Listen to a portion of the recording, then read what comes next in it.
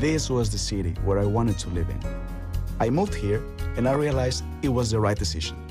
From the moment I arrived to Busan, I felt very welcome, and as if I was a Busan Saram already. Busan Saram, my God! There is so much going on in this dynamic city that it is so easy to get involved in one of the many activities to promote cultural exchange in Busan. I firmly believe that the greatness of a city lies within its people, which is what makes Busan the greatest city to live in. Global City Busan, we are in it together. This campaign was brought to you by BFM Busan 영어방송.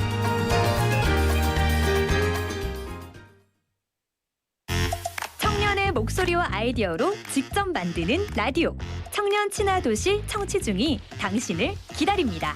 Youth-friendly city on air is looking for you. 부산 진구청과 부산 영어방송이 지원하는 청년 라디오 청년 친화 도시 청취중. 청년 정책, 상권, 문화, 그리고 지역 이슈.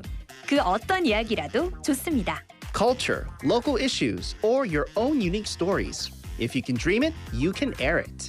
This is brought to you by Busan Jingu District and BEFM, Busan English Broadcasting. 부산에 거주하는 만 18세부터 39세 청년이라면 누구나 참여 가능합니다. 접수는 6월 21일 일요일까지. Open to any Busan resident aged 18 to 39. Apply by Sunday, June 21st. For more details, please visit www.befm.or.kr. 자세한 내용은 부산 영어방송 홈페이지에서 확인하세요. 지금 방송 광고라는 부메랑을 던져보세요. 소비자를 향해 정확히 날아가는 광고. 힘차게 돌아가는 경제. 부메랑처럼 다시 기업의 이익으로 되돌아오니까요. 방송 광고, 경제에 큰 힘이 됩니다. 부산 방송광고발전협의회.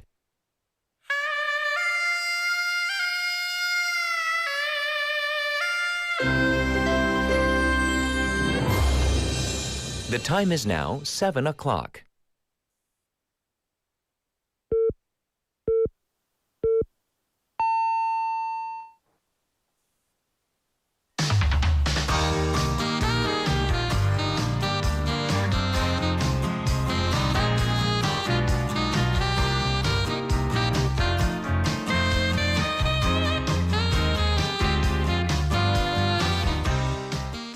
It was so beautiful over the weekend, scorching hot in some areas, in most areas.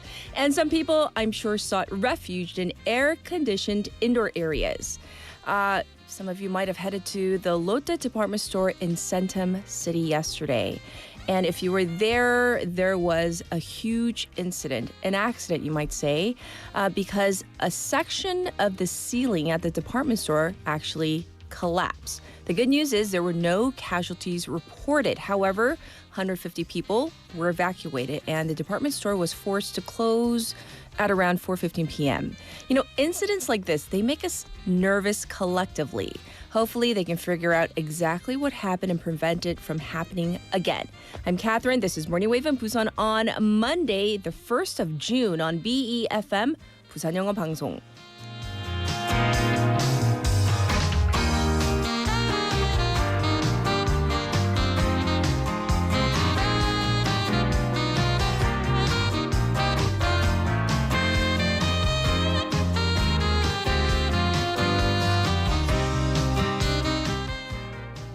Good morning, Wavers. Welcome to the program. I hope you had a great weekend, whether you were outdoors enjoying the sun or indoors enjoying, yes, the AC. So most areas have turned on their air conditioners or at least fans over the weekend. So by the way, let me ask you this. Did you turn on your fan over the weekend or even maybe tested out your AC, as many people say. So let me know what you did over the weekend and how you're doing. So I began the morning off with what happened at this local department store. So I'm sure many of you have heard by now, but if not, we'll give you details with Jian in just a moment. In the meantime, it's time for a text topic. So here we go. What was the job that you stayed the shortest at? Ooh, your shortest stint at a job. That's what we're looking for. So 내가 가장 짧게 있다 나온 알바나 직장은. So you don't have to tell us the name of the company, but you know, generally speaking, what type of work it was and how short, whether it was a month, a year. Some people maybe stayed only for a few days and then they got out because they thought it was not what they thought it was. Whatever it was, let us know. You can send in your messages to BFM's live stream, live chat on YouTube. Go to the YouTube platform, type in BEFM, 부산 영어 방송, to find us. Once you find our channel, subscribe, log in, and chat with our other waivers from your phone, pound 9050, shop 9050. That's going to cost you 100 won. Also, you can reach me for free on Kakao Talk. So find us first, BEFM, 부산 영어 방송. Add us as a friend, and then you can send in your messages and photos too. The ways you can tune into Morning Wave in Busan on the radio in Busan, 90.5 or 103.3 FM. We are streaming live right now on YouTube. You can catch us on the BFM app, also the Patbang app. Oh, on Monday, yes, got to get the engine revving again. So here is the lineup for today. We have Jian with Now in Busan, Haley with Top Stories in hour number 1, Waggle Waggle Tea Time in hour number 2. We have Dr. Ryu Sang-hyo coming in for Ask Dr. Ryu. That's in hour number 1. Vasana for Buzz Breakdown in hour number 2. And we're going to talk about the U.S.-Iran negotiations. As the Middle East conflict continues, it is intensifying, according to some experts. Is this deal a sure thing? Is this agreement going to go through? We're going to have to ask our expert. That's coming up in hour number 2. For now, we're going to turn to Jian for our local news. Good morning. Happy Monday. Is it? And happy June.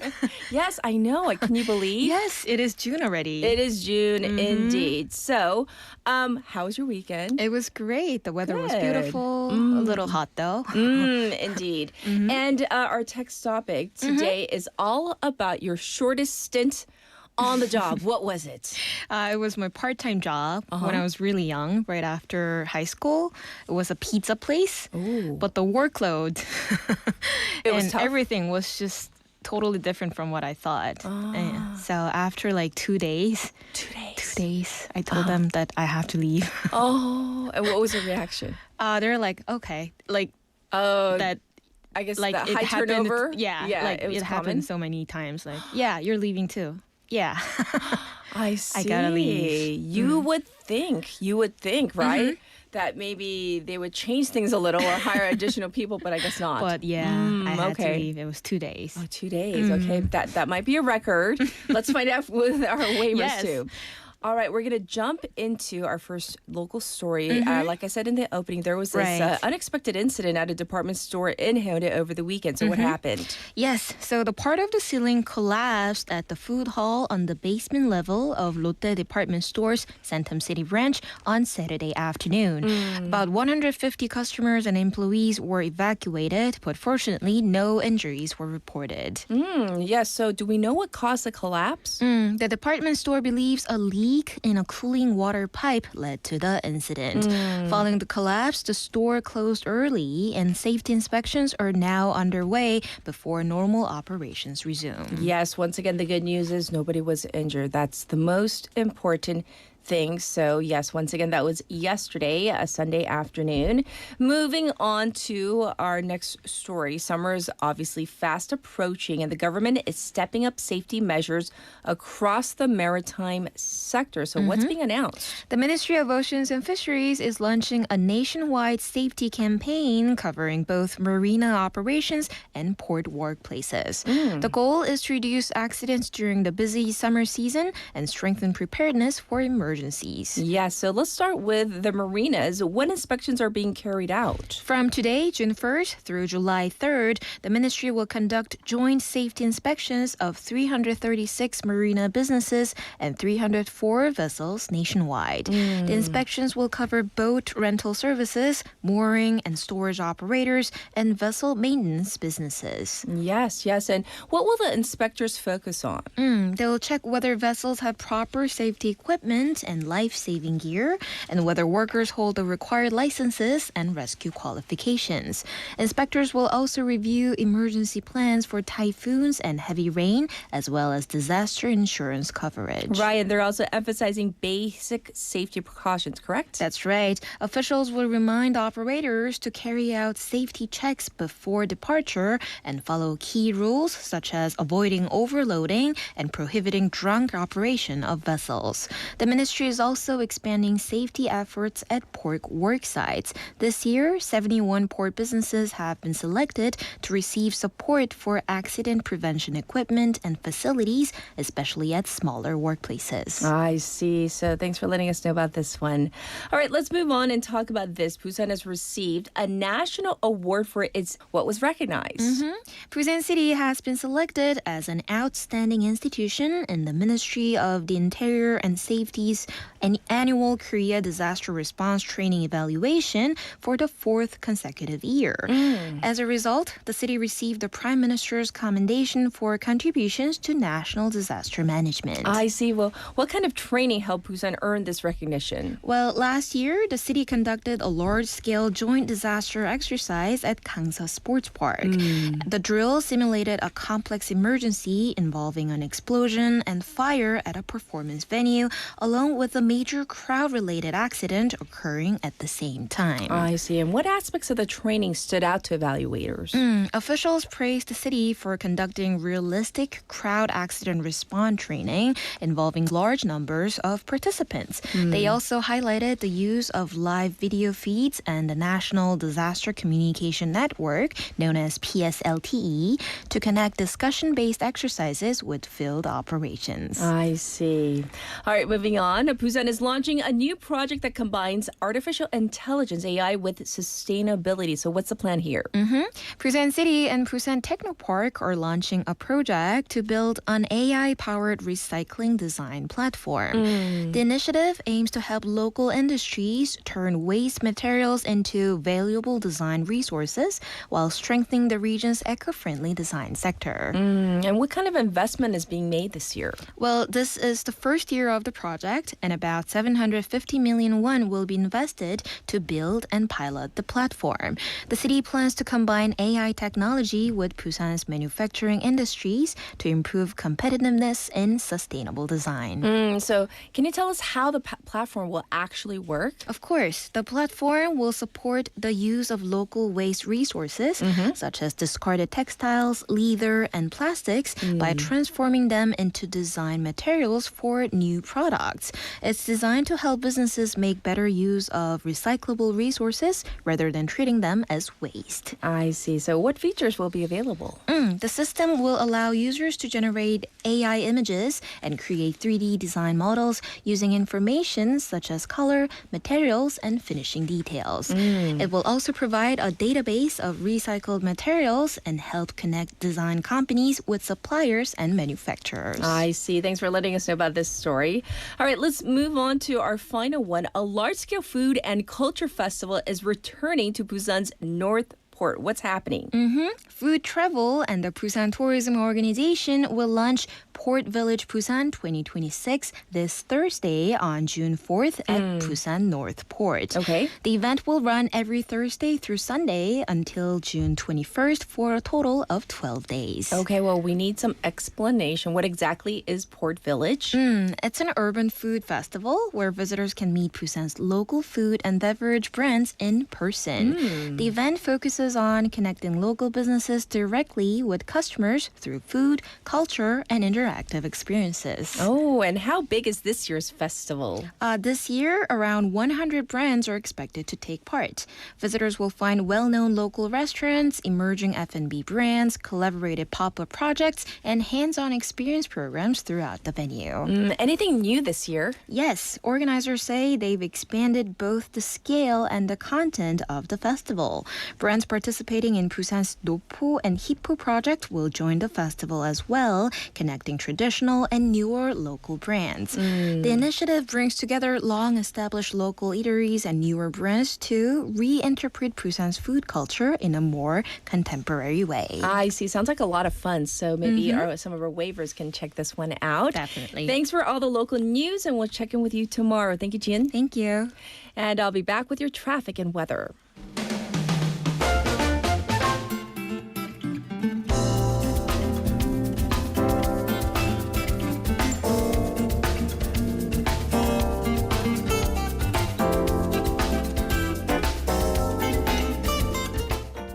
It's time for your traffic report. First up, it's congested on the Dongso overpass from Hwangyang Ramp to Kaegam. It's backed up on 중앙대로 from Songgong three-way intersection to Seomen intersection. There's traffic detected on Namhae Expressway from Namsanjeong Station to Deokjeon Interchange. Also looking slow on Pyeonglo around the Wondong Ramp in both directions. Currently, it is 22 degrees Celsius in Busan under sunny skies with a daytime high to go up to 28 today. Across the nation, a warm summer-like day to kick off June with the real field temperatures going up to 30, even 31 degrees Celsius along the east coast and the southern regions. Gangneung saw the season's first tropical night. Rain forecast starting in Jeju in the morning to spread to the rest of the southern coast by nighttime. This was your traffic and weather.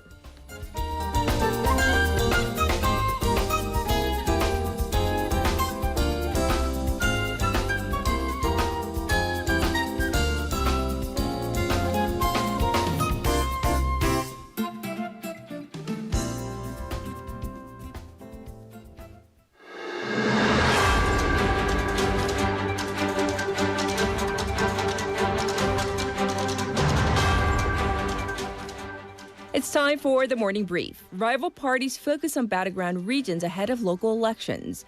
The ruling Democratic Party, DP, and the opposition People Power Party, PPP, went on last-minute campaigns on the final weekend before the June 3rd election day, as the two-day early voting saw the highest voter turnout for local elections.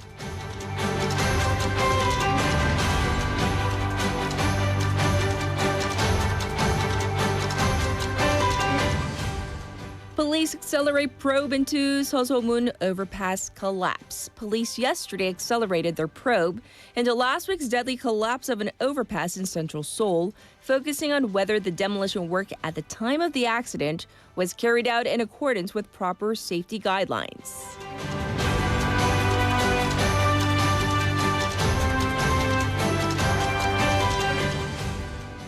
Defense Minister seeks U.S. congressional support for nuclear-powered submarines. Defense Minister An Gyu-baek met with U.S. Congress members to seek bipartisan support for South Korea's nuclear-powered submarine project, said the ministry yesterday.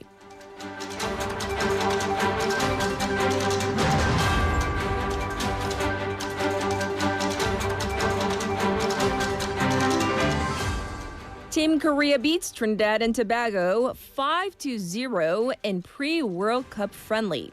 South Korea seized a 5-0 victory against Trinidad and Tobago in the first pre-World Cup friendly matches in the U.S. Saturday local time, with 2 goals each coming from captain Son Heung-min and striker Jo Kyu-sung, and 1 from Hwang Hee-chan.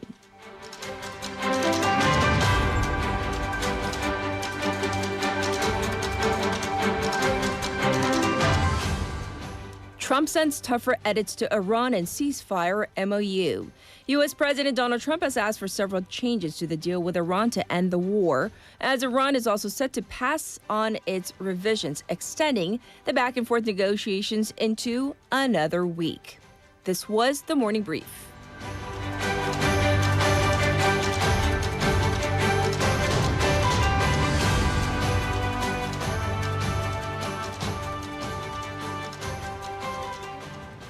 Now you're listening to hour number 1 of Morning Wave in Busan. We're going to turn to Haley to see what she has for us. Good morning. Good morning. We're going to dive right into top stories. Early voting for June 3rd, the local elections, apparently hit an all-time high for local elections. That's right. So early voter turnout, as you said, came to 23.51%. This is the highest for any local elections, according to the National Election Commission, or the NEC. According to the NEC, this figure is 2.89 points higher than the previous local elections back in 2022. The voter turnout came to, for the two separate days, 11.6% on Friday, slightly higher at 11.91% on Saturday. So give us a regional breakdown. Right. So in terms of the regions with the highest early voter turnout, the top spot went to Jeonnam with 38.95%, and then next to Jeonbuk, 35.05%, Gwangju 27.83%, and finally Sejong at 27.67%. Coming to the opposite end with the lowest was in Daegu, 18.65%, Gyeonggi at 20.96%, and us, Busan at 21.29%. Okay. And with this generally high early voter turnout, there is anticipation as to how high the total voter turnout will be come June 3rd. That's because the key number, the magic number we want to look out for is 60% come election day. There have been only 2 instances where the total voter turnout for local elections went beyond 60%, and that would be in the very first local elections in 1995 and then in 2018, and that was barely over at 60.2%. I see. Well, things were very heated in the final week of campaigning. Right, final full week and then final weekend. Of course, we only have today and tomorrow for full campaigning. So let's come to local issues. Busan's mayoral race is turning into this kind of a mudslinging match with even a lawsuit being thrown around. So first, People Power Party or PPP candidate Park Hyung-jun demanded an explanation over accusations that a former aide to the Democratic Party candidate Jeon Jae-soo, that the aide raised about abuse of power and workplace harassment. This is on top of Park repeatedly raising questions about the Unification Church bribery accusations and the public poll interference accusations.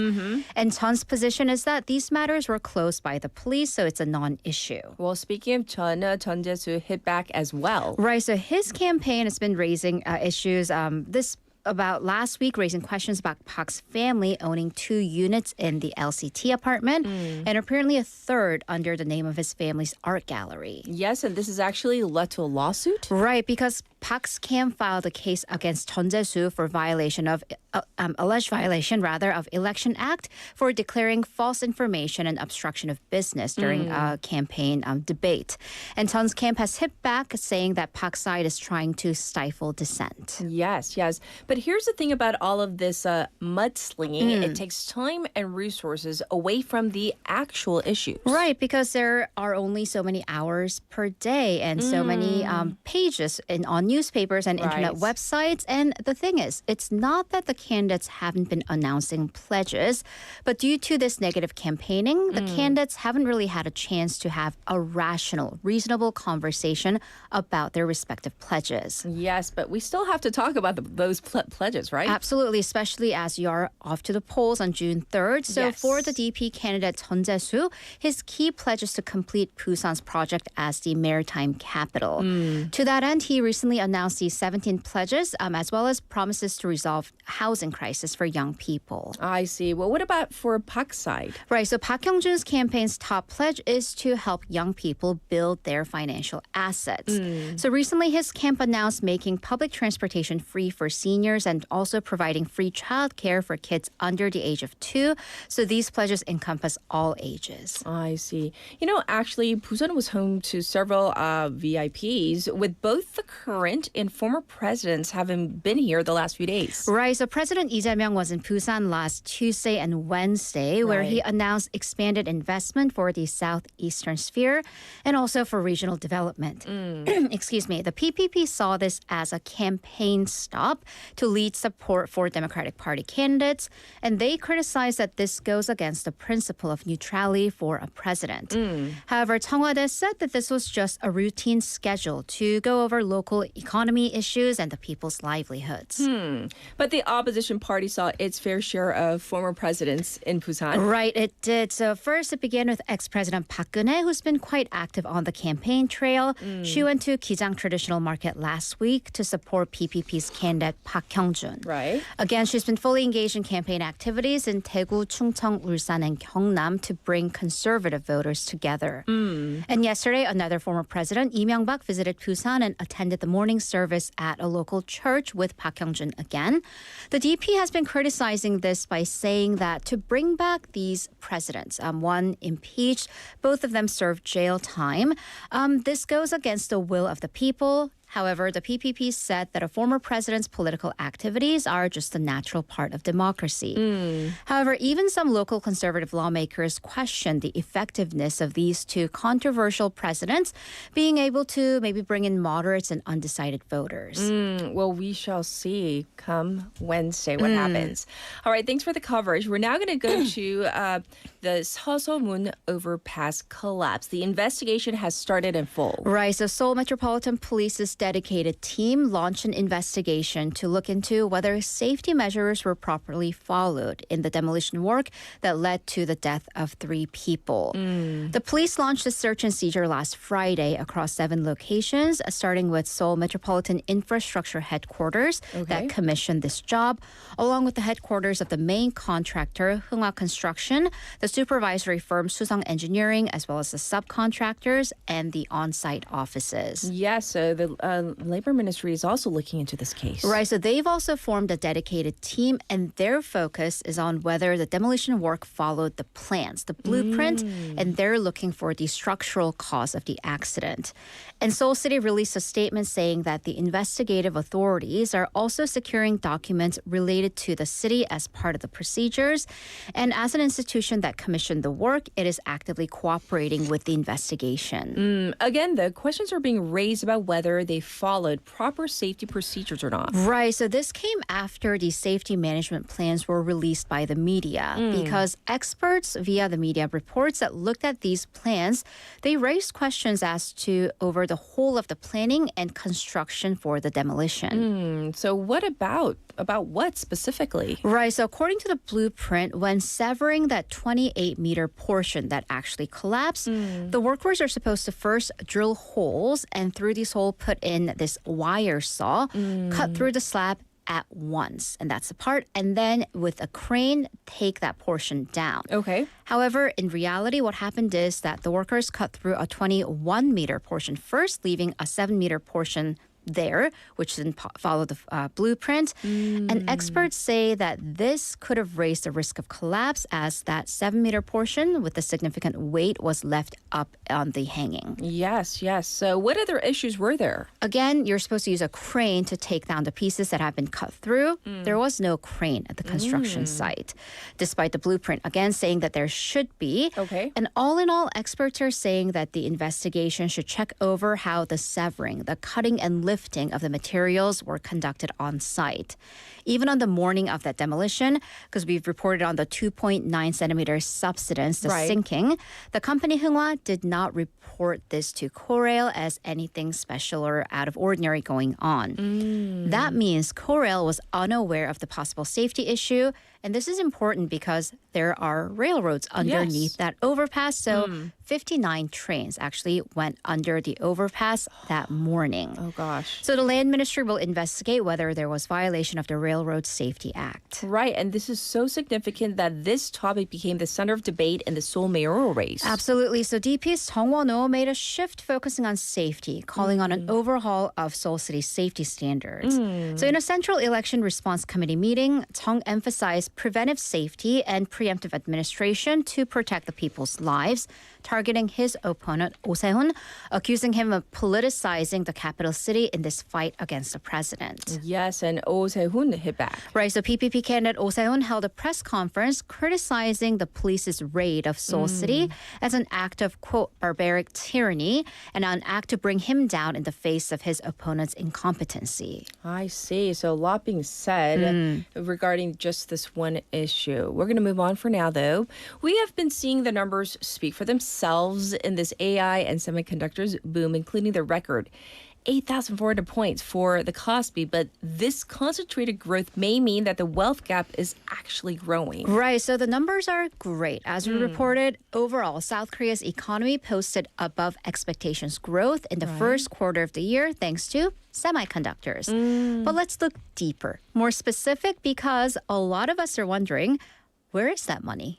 Where is it? It's not in my pocket. Well, tell us about these specific numbers. And the reason that a lot of people are feeling, well, it's not in my pocket, the real income growth. 실질 소득 증가율 for the first quarter was only at 0.4%. And that's far below inflation. Yes. So this under 1% real income growth is in direct contrast to the whopping 3.6% GDP growth in the same quarter. So what does it mean? Yes, the overall economy is growing, but actual households are not feeling that growth. Yes. Of course, we've had this boom of high incentives and bonuses into hundreds of millions of won, but that's limited to taking up corporate conglomerates, specifically in the AI and semiconductor sector. Yes, and some groups actually saw their income go down. If you make wages, which, if you are a salaried worker, so real earned income, 실질 근로소득, went down actually by 1.7%. And then for business owners, so real business income, 실질 사업소득, only went up by 0.5%, which is the lowest Q1 figure since 2023. So with this, the income gap is actually getting worse. Right. So for your perceived income, we look at the disposable income, what's left after you pay for rent, and the basics, 처분 가득 소득, between the top and the bottom 20% income group came to 6.59 times the difference. That is the highest since the first quarter of 2020. In the middle class, though, they had it worse, with the top 60 to 80% income group only seeing their income go up by 1.5%, and then the top 40 to 60% seeing their income go up by 1.2%, so not significant. So according to one expert, they said while semiconductors led the economic growth, then it was only some 300,000 employees at Samsung Electronics and SK Hynix who saw the fruits of this. And the wages of the other 28 million workers nationwide more or less stayed the same and were excluded from this growth. Right, and this is leading some to argue for a redistribution of these excess profits. And that's been a hot button issue, to redistribute the excess profit made by corporate conglomerates in a socially equitable way. Okay. And even 청와대's top policy aide, Kim Yong-bum, wrote on social media that the fruits of the AI era are not the results of only specific companies, and proposed a, quote, public dividend system. But of course, to what extent this public leads to, because is it only to the subsidiaries, subcontractor, or even the larger general public? Well, that's going to be a major topic of debate. Yes, yes. All right, leaving that story there, we're going to go over to some international news. We're still not close to getting a ceasefire extension deal between the U.S. and Iran. Right, because there was a lot of anticipation last Friday local time when U.S. President Donald Trump called this Situation Room meetings, 상황실 meeting, so that's a top military and security meeting. Yes. After 2 hours, no deal. So the exact demands, as you said, that he sent over to Iran are not immediately clear, but officials said that the president has insisted on tougher language about Iran's nuclear commitments and the promise to reopen the Strait of Hormuz. Yes. President Trump also claimed that there's been no discussion of exchanging money as part of a deal in terms of compensations or reparations. An advisor to Iran's supreme leader, though, said that the U.S. is, quote, betraying diplomacy by continuing to enforce the naval blockade. I see. And of course, as I said earlier, with the special interview, we're going to be covering the U.S. and Iran negotiations with our expert. Okay, let's get to our final story. A Blue Origin rocket exploded on the launch pad during a test. Did you see the videos? I have not yet. Well, we are going to show you some pictures. There we are. Disastrous. Yes. A Blue Origin said its New Glenn rocket full out exploded during an engine firing test being conducted on Thursday local time. Right. No one was hurt, thankfully, according to officials at Cape Canaveral Space Force Station. Okay. But in videos and pictures, you see this huge ball of flames and almost mushroom-shaped clouds going up in the air as the rocket on the flight test failed. Earlier this week, NASA awarded Blue Origin a contract that was worth hundreds of millions of dollars to launch a pair of moon buggies in the next few years, and that was a part of the Artemis program. Yes, and to that end, this explosion could put NASA's program in jeopardy? Right, because the Artemis program, what's significant about it is that NASA has been working with private companies for key stages of the lunar exploration program, including the mission to return astronauts to the moon and preparations for a future lunar base. Right. So Blue Origin is, of course, competing with Elon Musk's SpaceX to develop these lunar landers.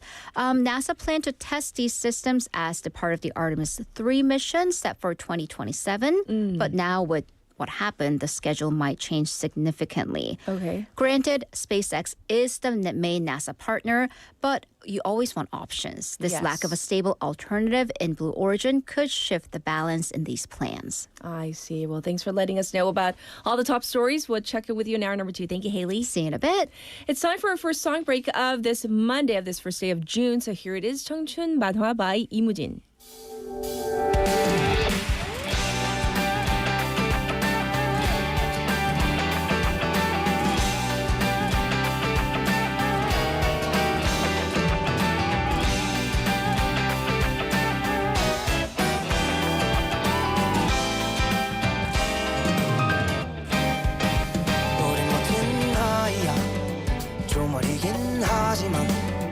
하고픈 일이 나가고픈 길 해야 할 일들까지 많으니까 우린 확신 속에서는 불확실한 우리란 꽃말을 지닌 라일락 영원할 것만 같은 이 시간이다 던질게 이 청춘의 끝까지 날 깊이 잠겼어도 떠오른 듯 쓰러졌어도 벅차오른 듯 많은 어제를 지나왔으니 잠이 되어버린 출발선네 무모했던 나를 날 데리러 언젠간 돌아갈 거라 믿어 부르는 공기가 너를 사무친다 가득 하늘을 나릴 수 있을 듯한 밤이다 잔요동이 헤엄쳐 오는 곳이 어딘지 몰라 안 가는 건 아니야 따사로운 온기가 덜 꿈을 향하는 비행이 망설여지기도 하겠지만 한 번뿐인 이 모험을 겁내질 않아 오늘보다 오늘은 날은 없으니어서 날아오르자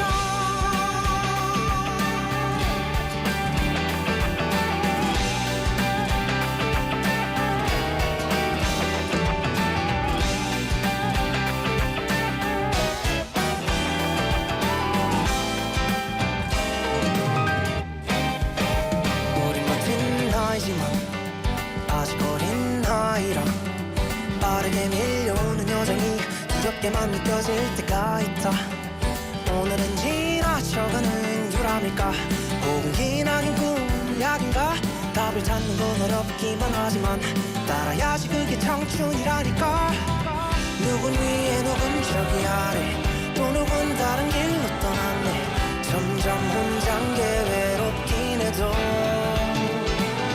멈추지만 않으면 도착해 끝과 시작의 과정 사이에 날 쉼표를 그늘진 길가에다 부르는 공기가 너를 사무친다 가득 하늘을 나릴 수 있을 듯한 밤이다 잔요동이 헤엄쳐 오는 곳이 어딘지 몰라 안 가는 건 아니야 언젠가 마지막 안녕이란 인사 뒤에 나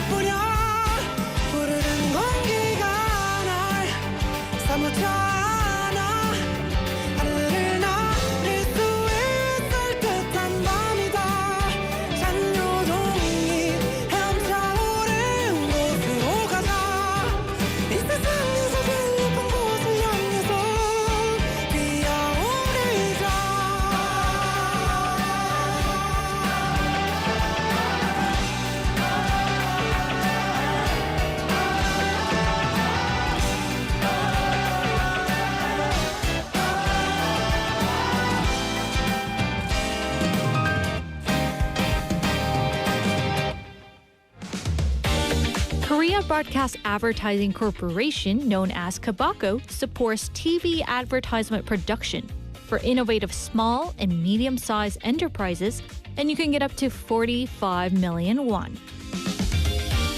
Apply until June 1st, 6 p.m. Please visit the KBACO website for more details. Welcome back, everybody. It's time for Dr. Ryu Sang-hyo for Ask Dr. Ryu. Woohoo! 안녕하세요, 여러분. Hey, I put some BB cream on my face. Because this sun ray, UV ray is so strong. So strong. Yes. It not only protects our skin from getting cancer and also getting older, wrinkling. So yes, please don't forget to put on some sunblock on your face. Absolutely necessary. Well, I have a text topic for you today, Yes, real quick. Catherine. It is, what was your shortest stint at a job? Part-time or like a full-on adult job at the shortest? Actually, I have no idea. Because I attended university in the early 90s. Back then, students who had never worked part-time actually outnumbered those who had. Right, So among that's medical true. students, regular part-time jobs were quite uncommon because of the heavy academic workload. Yes. Instead, private tutoring was by far the most popular way to earn extra money. So I That's did true. private tutoring, especially mathematics. Yes. Well, thank you for sharing. We know Okay. more about you. Well, we're going to dive into our topic for Ask Dr. Ryu. So what do you have for us today? Today I'm gonna debunk a lot of hair myths we still believe. We're going to talk about hair? Yes, Like hair? That's right. Some people say that Yes. cutting your hair often and it grows faster. And some people say that washing your hair every day is bad. And stress gives you gray hair, things Is this like not that. true? Well, we want to find out from you. Okay, please stay Okay. tuned. Dun, dun, dun. Dun, dun, dun. No, because all of this is so true. Like, for babies, you hear like back in the day, I don't know if parents still do this, like they shave their baby's head. 맞아요. That's so 그쵸? true. But like in the States, no one like does like they don't like buzz off all the hair. But Okay. it was quite common back in the day, wasn't it? That's like one thing I remember. Me too. Me Yes? too. Okay. I did that to my son when he was born. Really? Doctor, you did it too. Okay. So is it true, like if you trim your hair often or like as a baby, if you do that, it like grows back quicker or I'm something? gonna go over the later. Oh, you are? Oh, okay. Okay. Okay, so we're going to begin. We're going to separate myth from fact. So what about this one? Okay, that's right. Yeah, cutting your hair or trimming it often. That's right. Does it make it grow faster? No, actually, it's a myth. Hair grows from the follicle under the scalp, as you can see on Boino Radio. Yes. Not from the ends of the hair. So cutting the tip has no effect on the growth speed. On average, hair grows about 1 centimeter per month. Okay. And then why do people think this? It grows back faster if you trim or cut your hair. Okay, if let's say that you see on the monitor Yes. screen, the left to lower bottom, you can Yes. see the hair. When freshly trimmed hair looks healthier and thicker. Yes. So split ends are removed, so the hair appears fuller, neater. But biologically speaking, trimming doesn't change the growth cycle. Okay, now we know because we're trimming the ends. We're not, trimming at the follicles, right? No. Oh, and we're getting like many questions. People are interested in hair. So if we will try to squeeze in your questions, so bear with Yes. me. All right, next. The next one, it's about dandruff. So many people think dandruff occurs because your scalp is dry. Is that true? Oh, actually, it's not true. Okay. Dandruff, first of all, in Korean, bidum. Pidum. Yeah, usually the opposite problem. Oh. Most dandruff is actually related to oiliness. Oiliness? Yes, 기름기. There is a naturally occurring yeast on our scalp called Malassezia yeast. It's a yeast, 이거 효모 곰팡이균, something like that. So it loves oily environments, as you can see on the Buena radio. Yes. Yeah, when there's an excessive oil, Yes. this yeast overgrows and causes inflammation and flakes. So it's not dry. It's the opposite. If it's oily, or example, if your oily teenager doesn't wash his or her hair, it could lead to dandruff. That's right. That's why dandruff often appears not only on the scalp, but also around the eyebrows and ears, because earwax is greasy, and sides of the nose. Actually, there's a medical term referring to this condition, seborrheic dermatitis, 지루성 피부염. I see. Yeah. Okay. So it's nothing to do with dryness. So you have debunked 2 myths already about, this one. I have heard both sides of this debate where some people say daily shampooing damages your hair or scalp. It dries it out. Oh. Yes. Yeah. Actually, that depends on the person and scalp type. Okay. Your scalp is the skin. Just like our facial skin, it needs cleansing, like I did this morning. Sure. And if someone exercises heavily, sweats a lot, and has oily hair, and washing may actually be healthier. So fine hair tends to become greasy faster because people with fine hair often have more hair follicles. As you can see on Bueno Radio in the right upper corner, Yes. you can see that fine hair has more follicles and more glands. And that's a universal law. So that's why goal is maintaining a healthy scalp environment and not blindly avoiding shampoo. Okay. So it depends. It's a case by case. It's a case by case. Right, because even my hair person, my where I get my hair done, they recommended for me. They're like, oh, you might not want. Of course, it's up to you how many times you want to shower, like body wise. But they're like, they recommended not washing, my hair every day, and I was like, I don't know if I can live like that, because you just feel like, like unclean. But that's what they recommended. So now it just really does depend person to person. Okay, let me ask you something. Yes. What kind of shampoo would you prefer when you are picky when it comes to choosing shampoo? I'm not really picky about shampoo. Okay. Whatever smells good. 오. Okay. 피디님은 너무너무 지금 분노의 질주 타이핑으로 저는 예. 쿨링 샴푸 써요. Yeah. 쿨링 타입. 오. What about some shampoo are endorsing that our shampoo prevents you from, losing your hair? Oh, yeah. Oh, my gosh. We got to get into this. Okay. Because we already have questions about hair loss. People okay. are very worried about hair loss. So does shampooing make more hair fall out? Because a lot of people, they panic. I did for a while, too. For a while, I thought I was like balding. Like, seriously, I was so scared because it was like so much more than normal. Like clumps were falling out, right? It's a very common concern. But shampooing usually just removes the hair that were already in the shedding phase.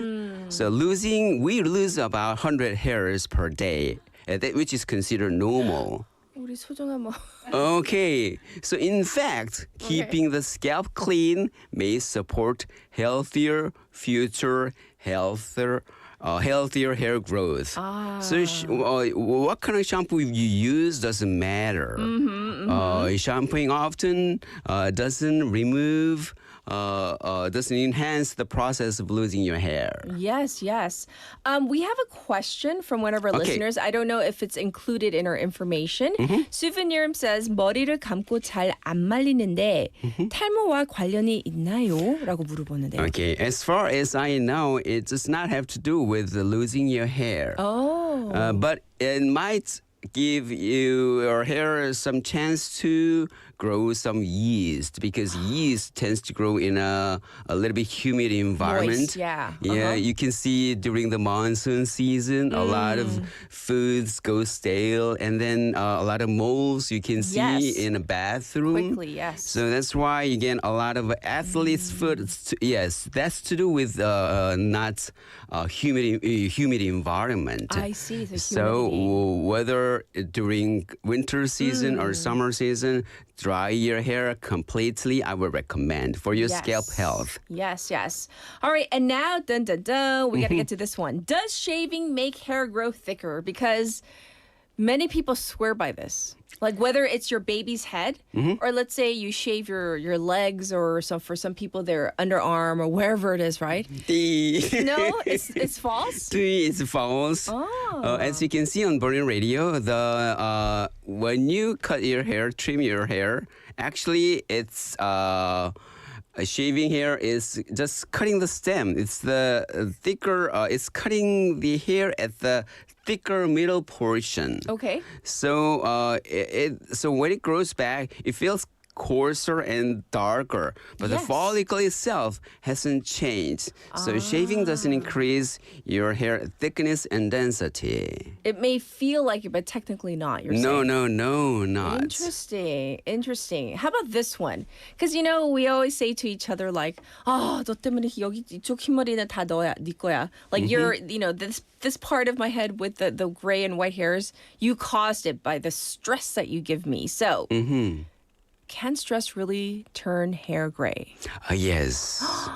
This is true? Yes. Actually, most of them, genetics play the biggest role. In when we go gray, but chronic stress may accelerate the process. So hair color comes from pigmented producing cells called melanocyte. Yes. So stress may affect these cells through inflammatory pathway.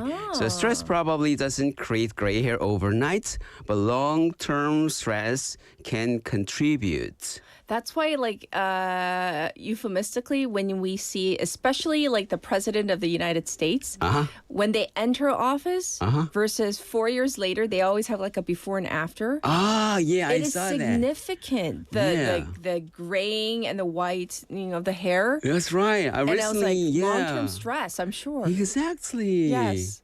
I saw 4 years. Barack Obama recent Right. speech. His hair is totally went gray. Completely. Completely. But even just for, let's say you're using him as an example, former President Barack Obama, the before entering office, looking so spry and young, and 4 years later, lots of gray.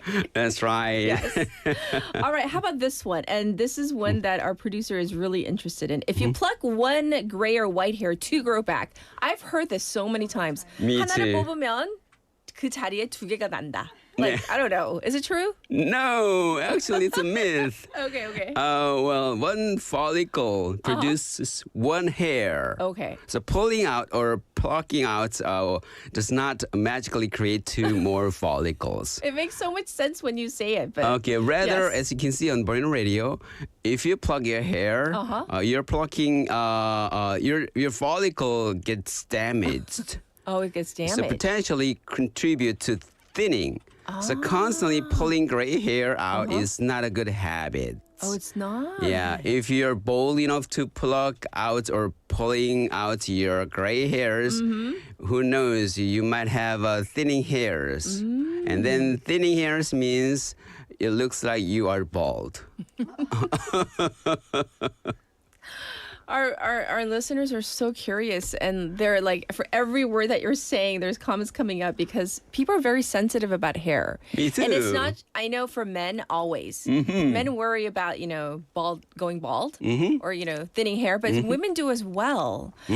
So what about the oils? Do oils make hair grow faster? Yeah, it's totally hyped. Is it yeah. true though? Many claims are over-exaggerated. Oils can improve the appearance and moisture of hair. Appearance. Yes, that's right. Okay. But there's little evidence that they dramatically increase growth speed.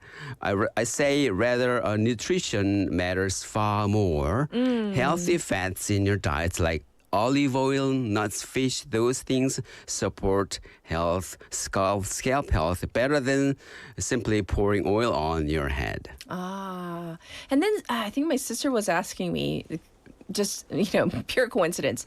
She's like, 언니, my hair is kind of itchy. Does that mean I'm getting white hair? 그런 것도 저 많이 들어봤어요. 약간 가려우면, if it's slightly itchy, that means like your hair is turning white? When That's you a are myth? itchy, I think that's a myth. Okay. But don't quote me on this one. But as far as I know, if your hair scalp is itchy, I think you gotta wash your hair again. And then also use proper conditioning, rinsing. Rinsing. Okay. Oh, we could go on and on and on. Any last words for making sure we are taking care of our hair? Okay, I brought 3 key vitamins that I would recommend for our listeners to protect your hair. A lot of listeners might say biotin is supplements are everywhere these days, but biotin is rarely deficient among normal healthy individuals. So 3 key supplements I recommend is first one is protein because protein is made of protein is really important for our hair production. And the second thing is iron because those who have periods they lose iron when they have whenever they have a menstruation. So in that case, iron is very essential for women. And the third one is vitamin D. Vitamin D. Yeah, vitamin D. Vitamin yes. D. Those with vitamin D deficiency, they tend to lose hair more often. Yes. So 3 key supplements: protein, iron, and vitamin D. Oh, thank you so much. And I have a feeling our waivers are going to be making sure they get enough protein, iron, and vitamin D. Yeah. So thank you so much. We'll check in with you next week. Thank you, Dr. Liu. Thank you. All right, everybody, it's time to wrap up this segment and actually hour number 1.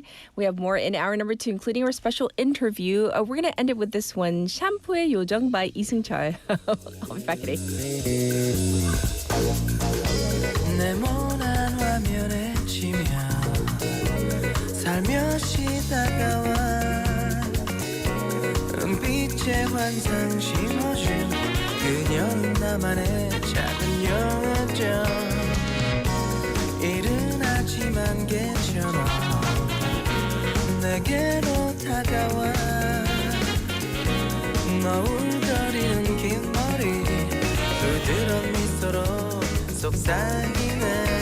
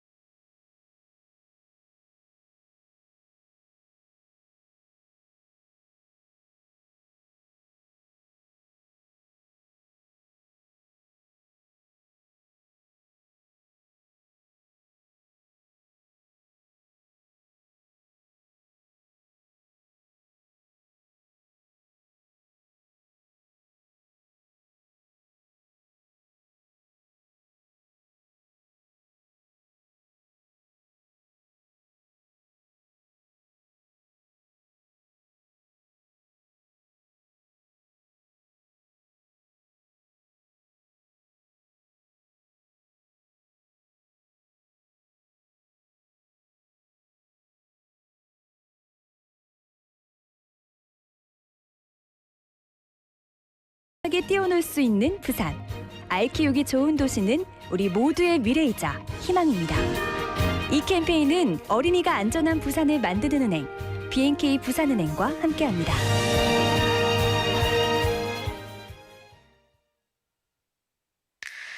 Welcome to Busan. Let me show you around. Here you can find the world's largest musical in-ground fountain and the world's only UN memorial cemetery. Stroll along the coast and explore the largest mountain fortress in Korea. As well as all this, there are so many tourist attractions, beautiful exhibitions, vibrant culture, convenient facilities, and delicious foods unique to Busan. With all the beauty and charm of the amazing city of Busan, you'll find yourself right at home in this ever-changing tourism paradise. So stay with us a while. Busan, your #1 tourist destination. Your home, away from home. This campaign is brought to you by BEFM, Busan 영어방송.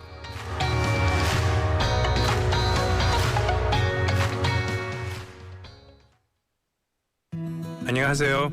셰프 에드워드 데이입니다. 빨리빨리. 한국 사람들은 이 말을 입에 달고 살더군요.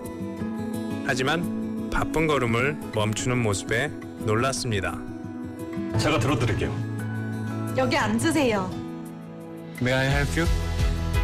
모르는 사람끼리 서로 존중하고 배려하는 모습을 보며 이게 대한민국이구나 생각했습니다. 가장 빠른 나라 대한민국에는 가장 따뜻한 멈춤이 있습니다. 공익광고협의회.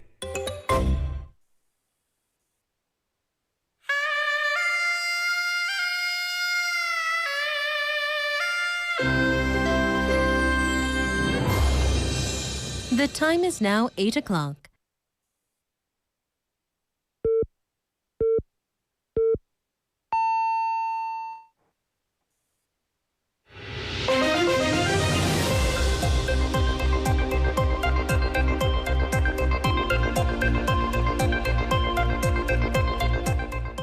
Welcome back. It's 8 o'clock Spotlight News. Rival parties focus on battleground regions ahead of local elections. The ruling Democratic Party, DP, and the opposition People Power Party, PPP, went on last-minute campaigns on the final weekend before the June 3rd election day, including the battleground capital area. DP leader Chung Cheong-nae yesterday campaigned in Seoul, Jeonbuk, and Ulsan to rally support for the party's candidates, while PPP leader Jang Dong-hyuk held a rally in Seoul with other leaders in Gangwon and Gyeongsang regions. In the meantime, voter turnout for the two-day early voting came to 23.51%, the highest for local elections.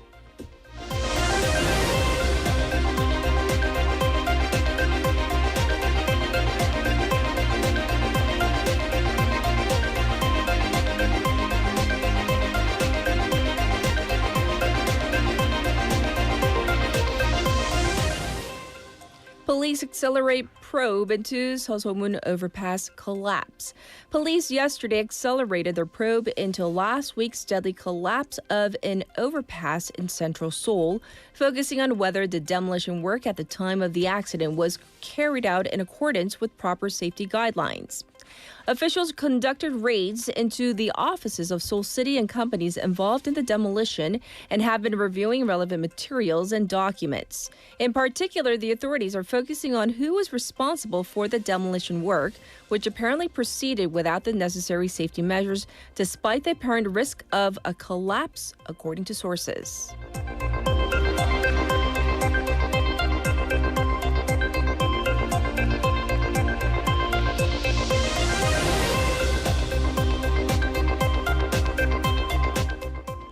Defense Minister seeks U.S. congressional support for nuclear-powered submarines.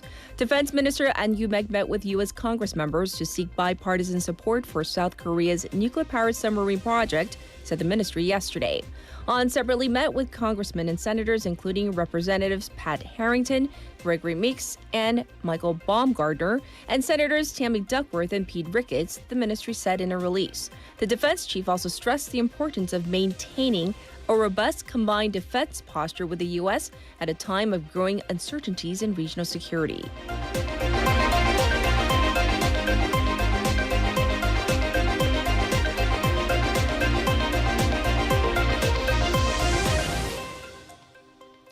Team Korea beats Trinidad and Tobago 5-0 in pre-World Cup friendly.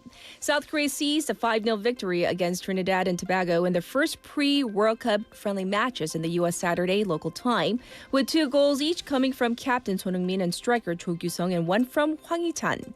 South Korea will play 100th ranked El Salvador next at 7 p.m. Wednesday local time or 10 a.m.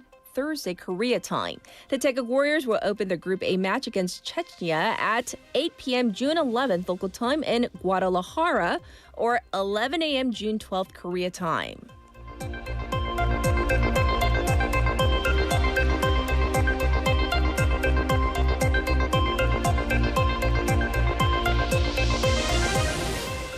Trump sends tougher edits to Iran and ceasefire MOU. U.S. President Donald Trump has asked for several changes to the deal with Iran to end the war, as Iran is also set to pass on its revisions, extending the back-and-forth negotiations into another week.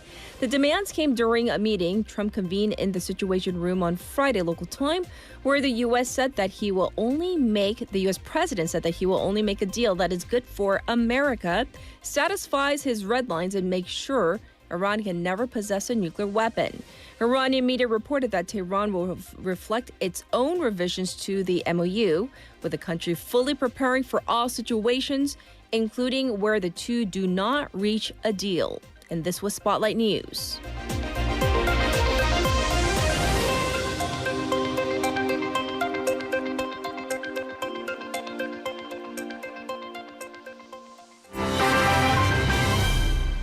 This is our special interview. The United States and Iran are continuing negotiations toward a possible agreement, though key issues remain unresolved.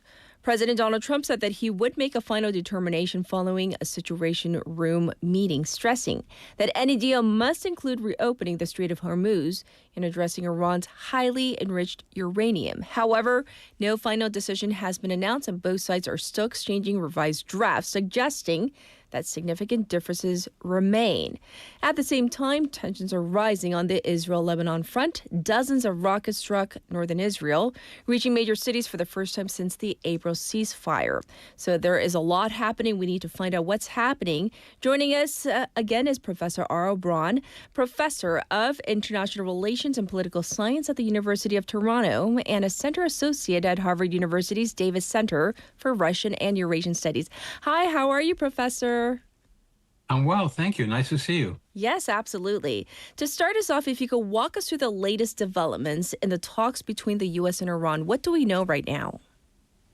Perhaps we should begin with one caveat, that we are dealing with an unusual president of the United States, someone who's extremely unpredictable, highly bombastic, who seems to have a talent for angering and alienating allies.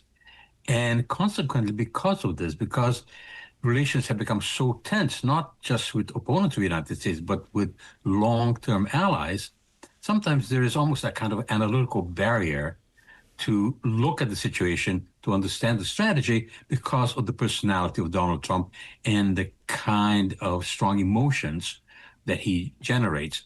But I think it is necessary to transcend that, because this involves far more than just the President of the United States or just his personality.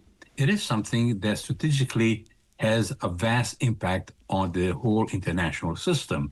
And what is at stake here is something that affects everyone in a globalized system. We see it with the rise in oil prices, but also with the fact that Iran has blocked an international strait. And this establishes a precedent, if they are able to do this, that this could happen with the Houthis, a proxy of Iran, and they in fact had tried to do that with the Bab el-Mandeb Strait, and there's so many other waterways that could really choke international trade.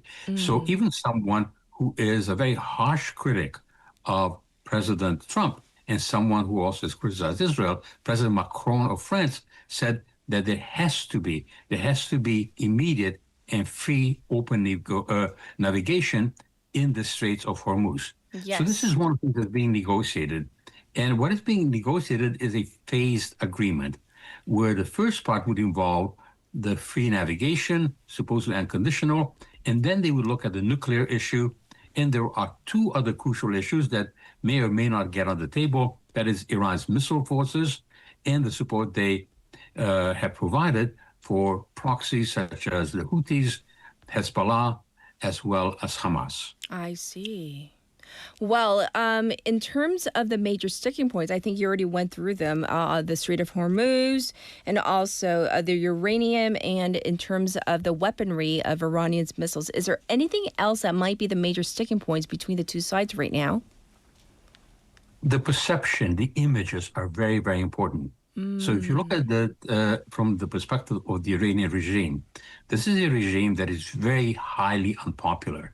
We know this because millions of people went into the streets in January, protested against this regime. They did not just ask for reforms. They demanded that this theocracy, which has a kind of apocalyptic vision of where it stands, should be dismantled. And so this regime stays in power by basically being able to suppress its population. And they may have killed as many as 30 to 40,000 demonstrators in January. So this regime wants to look like a winner. They've been very badly damaged militarily, but they survived, and they are trying to turn that into a perception that they actually have won. And by holding the Strait of Hormuz hostage, they also can claim that they are, in fact, holding the whole world hostage, in a sense, and they would like to emerge from this seeming to be victors, because that's one of the ways they can keep the population under control. In the case of Mr. Trump, he also has this matter of impression. He wants to look as a winner. He wants to make sure that whatever settlement he reaches is better than that which was reached under President Obama. Yes. He wants to make sure that his legacy is guarded. He said, if you have a nuclear Iran in the future, that would be a failure. And this would not just be Mr. Trump. This would be a catastrophe for the region and for Europe as well. Macron, for example, President Macron understood this. He and others in Europe have said, under no circumstances can Iran have a nuclear weapon, because its regime is one that has, as I noted, this apocalyptic vision. It has oil. So whatever the nuclear threat is from North Korea, and we know how dire that is, what would emerge from a nuclear Iran would be vastly, vastly greater. But how do you get to that? How do you induce the Iranian regime to give up enrichment of uranium? Is it just something like 400 kilograms of highly enriched uranium, 60%, which clearly shows that they intended to have a nuclear arsenal? Do you also go for the other 11 tons of less well-enriched uranium? What will happen to this uranium? Will it be transferred out of the country? If there's an agreement on the Iranian issue, what would be the inspections be? Would they be anytime, anywhere? Well, a regime like Iran would very likely not agree to that, in which case, what would inspections mean? So this is one interlocking dilemma after another. And even though we had all these proclamations that they are at 95% there, it is not very meaningful, because until you get to 100% agreement, there is no agreement. I see. Yes, yes. And, as this is going on, we are seeing escalation between Israel and Hezbollah. So how does that situation affect the talks at all? Iran certainly wants to link Hezbollah to the talks because they want to protect their proxy. Let's not forget that there was a ceasefire between Israel and Hezbollah. And on the second day after the war started with Iran, Hezbollah launched rockets at Israel. And that's how the conflict started, because they were clearly under pressure from their sponsor in Tehran. Tehran had invested billions of dollars into Hezbollah. And Hezbollah is a kind of military force within a state within a state. And it is not only that Israel, the United States, would like to see Hezbollah disarmed, but the president of Lebanon, a Christian, said Hezbollah has to disarm. The prime minister of Lebanon, a Muslim, also said Hezbollah has to disarm. Yes. And what we clearly see is that Hezbollah has not disarmed because they're able to fire a large number of rockets even today. And so consequently, this is a dilemma. How do you reach a settlement where Hezbollah is disarmed? Because this is what European countries would like to see. This is what the United States would like to see. This is what the Lebanese people, by and large, would like to see, and certainly Israel. But this is not what Iran wants to see. Yes. And shifting gears just a little bit, Professor, we're also seeing the U.S., UK, and Australia expand defense cooperation under AUKUS, the security partnership between Australia, the UK, and the U.S. once again, including new underwater drone technology. So what does this tell us about how the U.S. and its allies are thinking about future security challenges? Well, this is an important question because we see how technology revolutionizes warfare. That if we had a conversation 10 years ago, probably we would not talk much about drones that are launched by air, and certainly not drones that are under sea. But when it comes to mine clearing, when it comes to certain unmanned actions, undersea drones are becoming ever more important. The technology is improving, and so all parties are looking for solutions that are manageable in terms of finances. So you don't just have expensive aircraft carriers that cost $50 million, but less expensive weapons, because we have seen that there's asymmetrical warfare. And sometimes you are in a situation where you may have to use very expensive rockets to shoot down an inexpensive drone. So now they're trying to develop drone technology both in the air and on the sea. Yes. Now, Australia and the UK and other countries in the region also want to make sure that they have potent submarine forces. And as you know, the Australians in the United States and Britain, the United Kingdom, have decided that Australia would be given a chance to buy nuclear-powered submarines. And it's interesting that South Korea is also moving in that direction. Yes. Given the excellent submarine technology that South Korea has, one wonders whether South Korea could also take part in this, because this involves not only the threat within the Middle East, but of course it involves the issues with China. Yes. China is building a huge blue water navy. They have been very assertive. We also know that North Korea is acting in submarine warfare. So you have not only United States, Australia, the United Kingdom, and Japan, but also I would think South Korea would have a strong interest in developing nuclear power submarines, because even though the current diesel and other propulsion submarines are excellent, they can only stay underwater for about 3 weeks.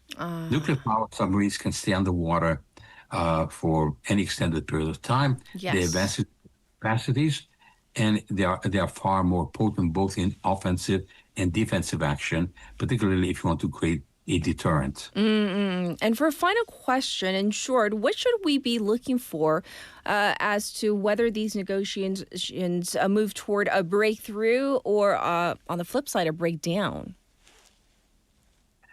There are all these unpredictable elements because the regime in Iran seems to have become convinced that survival meant victory. And given the devastation of their military, this is not something that's really sustainable in the long term. And also the American blockade is causing very significant damage, though some countries have decided to pay some tolls to get their ships out of the Gulf and through the Straits of Hormuz, but that's not going to replace all the revenue that they're losing. Yes. In the case of the United States, of course, Donald Trump wants to have a ramp, an off-ramp, but one that makes him look like a winner. So we cannot predict that this will not result in new military action. On the other hand, saner heads might prevail, and there may be some kind of agreement. But then we have to look very carefully at what the contours of the agreement would be. And the first phase, of course, would be the free navigation, unconditional, I emphasize unconditional, navigation of ships through the Strait of Hormuz. Because that would bring energy prices down dramatically. Yes. And energy prices have had a huge negative impact on economies around the world. Right. So that would be what we need to look for. If we don't see the Straits of Hormuz opening up within the next few weeks, then I think the possibilities of military action, renewed large-scale military action, would increase. Yes. Well, of course, we will keep our eyes on what happens in the next couple of weeks. Thank you so much for coming on air with us, and we wish you the very best. Thank you, Professor. Thank you for having me on. This was Professor Aro Braun, and we talked about the current status of those negotiations. Obviously, not a done deal. Both sides are exchanging drafts upon drafts. And this was the latest, and I'll be back with your updated traffic and weather.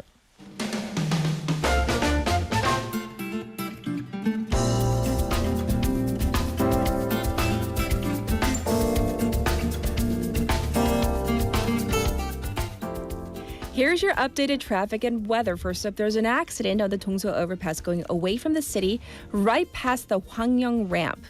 There's another accident on Gwanmun-dero from Tanggam before the Baekyang tunnel. And another one, an accident on Byeongno going away from the city right past Bunhyun Tunnel. Currently, there's actually a bout of congestion on Mandakdero, from Sukdeung to Deokjeon intersection. And now we get to the weather. It's 24.5 degrees Celsius in Busan under sunny skies with a daytime high expected to go up to 28 today. Across the nation, a warm summer-like day to kick off June with the real field temperatures going up to 30, maybe even 31 degrees Celsius along the east coast and the southern regions. Gangneung saw the season's first tropical night. And rain is forecast starting in Jeju in the morning to spread to the rest of the southern coast by this evening or night. And this was your traffic and weather.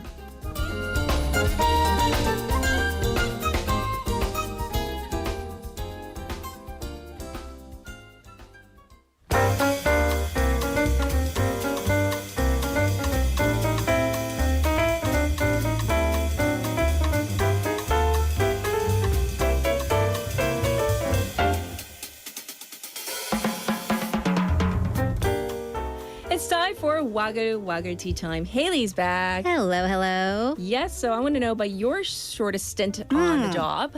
I don't quit, really. So I'm thinking 3 years? It's 2 the years? shortest. I think that was my part-time job that I had as a 16-year-old, my first job, a waitress. And then I had it until I went to college. So maybe 2.5 years. Wow. Yeah. And then even so, they would call me during summer break. I'm like, are you back in town? I'm like, yes. Do you want to pick up a weekend shift? Not really, but I guess I could use some money. Yeah. If I have to. Yeah, I mean, I don't want to, but my parents want me to, so fine. Thanks for sharing. Well, we're going to dive into this story, kind of related. A surprise announcement from the Korea Football Association, KFA, this weekend that longtime president Chung Mong-gyu is stepping down. Right. So the latest news regarding the World Cup is, of course, the 5-0 victory. But maybe the biggest is that the president of the KFA, is stepping down. So Chung Mong-gyu released a statement on Friday saying that he will resign as the president of the Korea Football Association after this summer's FIFA World Cup, saying that he will try his best to support Team Korea as the final act of his duty. The KFA said that this decision was made to plead to the fans for their support for the national team, adding that Chung won the fourth term as president back in February with 85.6% of the votes. The KFA also said that Chung decided he needed to take responsibility in order for the association to get through the current situation, and also set off to come up with setting mid to long-term vision for the country's football. And the 13 years of Chung's tenure as KFA president didn't really go. There's been controversy, basically. Right. So I know the KFA emphasized that he won the fourth term as president with 85%. It would be a landslide victory. However, he had fairly low fan approval. That's right. So he is credited, let's give credit where it's due, building the Korea Football Park in Cheonan, stabilizing the association's finances, and creating this division system. However, some points of controversy recently included firing the head coach Jurgen Klinsmann, which then led to questions about fairness and proper procedures when hiring his successor, current coach Hong Myung-bo. That's right, and this led to the sports ministry launching an audit. Right, so an audit by the Ministry of Culture, Sports and Tourism, they actually requested that the KFA take heavy disciplinary action against not only Chung Mong-gyu but also other key executives. Then this led to lawsuits which overshadowed the final year of his presidency. Okay, so why now? Why the decision to step down? Because, the timing, just days before the World Cup is to begin. Right. And this was unexpected even for head coach Hong Myung-bo, especially right before the World Cup. Right. And such resignation in terms of this timing has never happened before.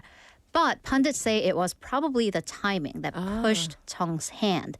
Because In South Korea, unlike the European leagues that are wrapping up right now, Right. we don't really have a strong professional league in the industry. Therefore, the FIFA World Cup is the greatest force that moves Korean football and, well, finances it. Sure. With the corporate sponsorships and broadcasting rights, ad revenue being the bread and butter of the Football Association. But I don't know if you've noticed, fans haven't been they've been excited, but not to the extent that they usually are. Yes. So that means if the matches don't get the ratings and fans don't bring their support, then the financial value of Team Korea in economic terms, it plummets as a product. I get it. So this seems that the relatively low level of interest by the fans for this upcoming World Cup may have pushed Chung into a corner. I see. So there you have it. Major announcement right before the World Cup. All right, let's move on. The government has been encouraging people to take parental leave, but some companies, they're sending a different message. Basically, yeah, fine, you can go on leave, but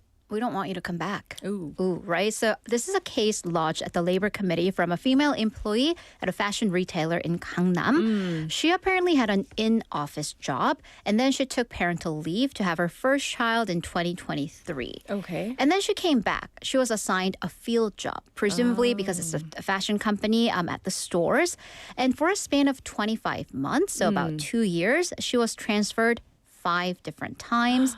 And then asked to voluntarily leave, suggested that she leave on 3 different occasions. Oh. And then during this, she got pregnant with her second child and asked the company, because she is expecting, to send her back into the office, but that request got rejected. And she says this came with consequences. Right. So unfortunately, she miscarried in the 4th month of her pregnancy. And then after she came back from her medical leave, she was asked to leave the company again. And this request came on the morning of her return. Apparently, she was sent to the logistics department, and then she had another miscarriage. Oh, no. So what did the company have to say about this? Right. So they said that they had meetings with her and offered her options and also protective measures that they give to all expectant mothers, including shortened hours. And also the reason for them asking her to leave was not because of her pregnancy or her parental leave, but because she received the lowest level in her performance review 5 years in a row. I see. So how did the authorities rule on this case? Well, regardless of that performance review, the Seoul Labor Office ruled that this was improper transfer, especially given how frequent these transfers were in such a short amount of time. Okay. Also, in a broader picture, though, this is one out of the 381 reports of violation of so-called the maternal protection system they've received in just first half of last year. Oh. So these are cases when expectant mothers were rejected maternity leave, they were given unfair treatment after they return, and when expectant mothers request for easier, less physically demanding work, these requests were rejected. Okay. Also, according to a survey, about a quarter of women who went on maternity leave and came back, they were left out of promotions. I see. So kind of a snapshot of what's happening actually at certain companies. Up next. We story. woggled about this so much. Yes. So when you get pulled over for a traffic violation by police, what is your first instinct? My instinct is to say that you weren't doing whatever the police officer said you were doing. Do you know how fast you were going? No. But in this case, in this woman's case, the evidence is ironclad. All right. So a woman in Florida was giving a traffic ticket, and then she got pulled over, and the police officer was saying, I saw you holding your phone on your phone in your right hand. Okay, This is please what they saw. continue. Right. And then here's the thing.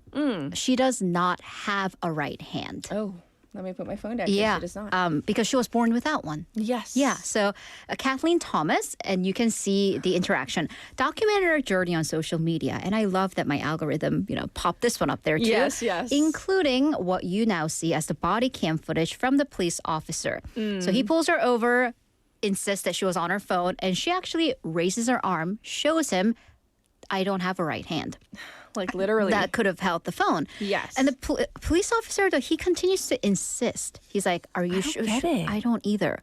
Like, is it ego? Did he just not see it? It's an ego. What is it? I think. And he swears that he saw her use a phone with her right hand, and then uses the term hand to God. Hand to God. And, hey, that came out of his mouth. And she raises her right arm, and he's like, with the other hand. And I'm like, dude, dude. And so she contested the ticket. Well, yeah. And then we all followed, well, I followed that journey. And she was waiting for her day in court. And she's like, I've got evidence attached to my body. And then the day before, it was dismissed. And reason? Lack of evidence. So this story, the puns just keep on coming.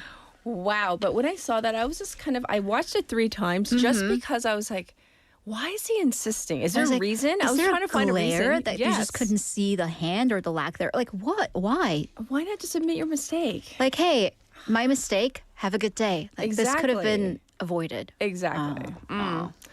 All right. Well, for our final story, we've been covering the local and by-elections ahead of this Wednesday, which obviously is election day. But, maybe this is an election that we all want to be part of. What is this? I'm going to read off this election roster. Okay. Here we go. 콩알반, 기호 1번, 순무, 기호 2번, 크림, 기호 3번, 호두. What is this? Are we voting on dessert? This is the class leader of Doggy Kindergarten. No. 강아지 유치원 진짜? 단장 선거입니다. Oh, that is so cute. And it is fierce and it's fiercely cute. Of course, it's a battle of not the dogs, because I don't think 크림이, 순무, 호두 know what's going on. Maybe they do.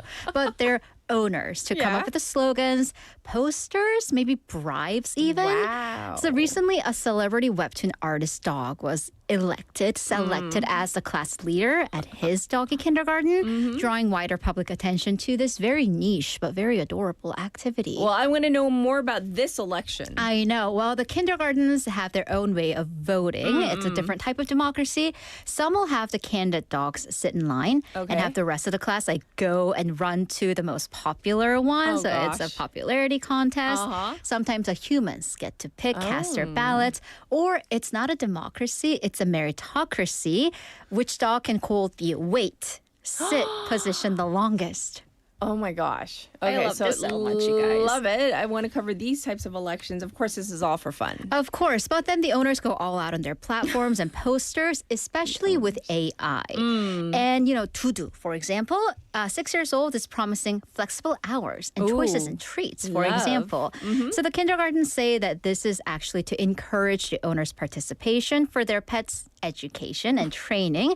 Also, though, for the dog's socialization. Right. In a larger scope, this is a reflection of the status of pets changing in the country. Yes. They are solidly a part of the family. According to last year's Korea Companion Animal Report by KB Finance Group, there were 5.91 million households as of the end of 2024 that had pets. 87% of these home agreed that yes, our dogs, cats, pets are a part of the family. Wow, I love this. Ending it on a happy note today. So thank you for that. And we'll check in with you. Aww. Look at the Pomeranian with the cherry blossoms. So cute. But, Pomeranians, they bark a lot. So the little ones do. Well, we'll check in with you tomorrow. Thank you, Haley. Thanks for that information.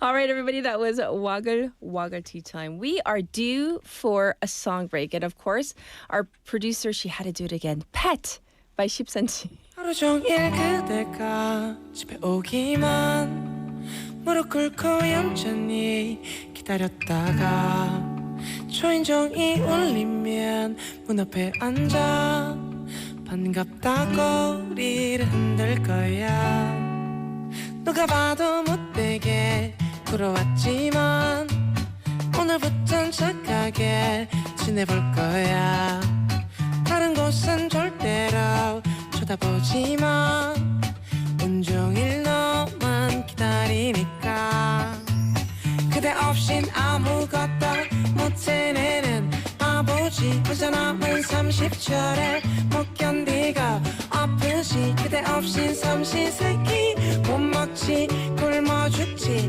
나를 혼자 남겨두지마 나를 방치하지마 날 묶어줘 붙이고 혼내줘 너의 강아지처럼 길들여줘 네 침대에 네 품에 재워줘 24시간을 구속해줘 어딜 갔다 이제 와 지금 몇 시야 혼자 있는 내 생각 안 하는 거야 잠이 안 온단 말야 옆에 있어줘 꼭 붙어 있어줘 밤새도록 내가 네가 먼저 눈을 째가 깨우지 하루 종일 정신없이 네 주변을 맴돌지 근데 네가 원한다면 얌전히 있어줄게 나를 혼자 남겨두지 마 나를 방치하지 마날 묶어줘 붙이고 혼내줘 너의 강아지처럼 길들여줘 네 침대에 네 품에 재워줘 24시간을 구속해줘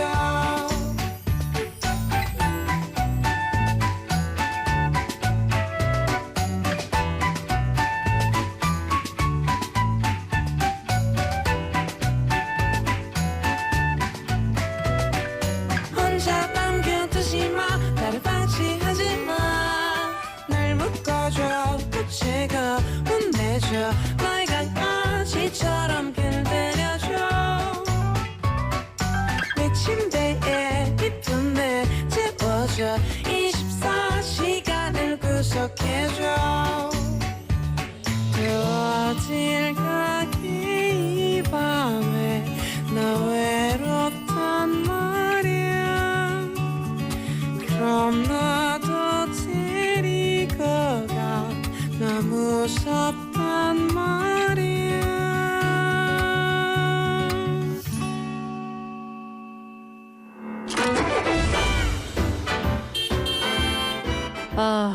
Traffic is so bad. Let's see what's on the radio. Get the latest news and current issues that you need here on Morning Wave in Busan. You're now listening to Morning Wave in Busan with me, Catherine. Welcome back, everybody. It's time for our final segment. We have Vasana. Vasana. It's a Monday, though. Mondays are tough. Did you have a good weekend? I did. What did you do? Well, that was my wedding anniversary yesterday. Woohoo! How many years? 18. Ooh. Yeah. Congratulations. Yeah, happy anniversary. She's probably sleeping right now. But anyway, happy anniversary. What did you guys do? Did you do anything fun? We just went to a taco restaurant. I went to a taco restaurant too over the weekend, but it was fajitas. But anyways, Yeah. yes. No, I had tacos. I think they might have had that. Fajitas. I don't know. I had a bit of adult beverage with, So you don't quite remember. Yeah. I have a question for you though. Ask. Tech topic time. What was your shortest stint at a job? Meaning, like, whether it's a part-time job or a full-time job.